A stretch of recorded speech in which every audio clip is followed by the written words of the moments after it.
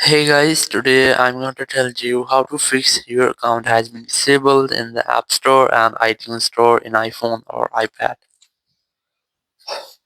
If you're using any iPhone or iPad and you're facing this type issue that your account has been disabled in the App Store or iTunes Store, so let's see some possible fixes. So the very first is that you have to try to reset your network to fix the issue. Sometimes it might be a network issue.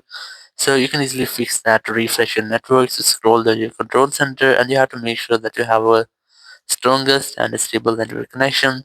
And after that, go back, open your settings here, go for general, go for VPN device management, and you have to make sure that you're not connected to any VPN. If you find any connected VPN here, try to disconnect with that, then go back, go for date and time, enable this toggle to set your date and time automatically, then go back again, go for a software update, and you have to make sure that you haven't any pending software update. If you find any pending software update, try to update your software.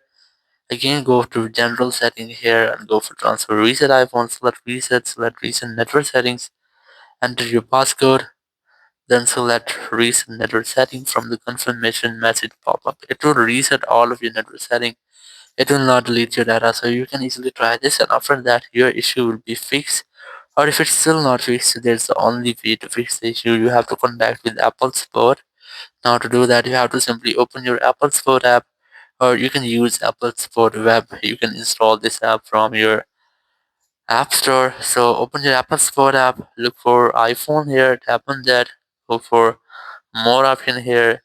You have to select App Store or iTunes Store, which one you want to. I'm going to select App Store here, and here you have to wait for this loading, and then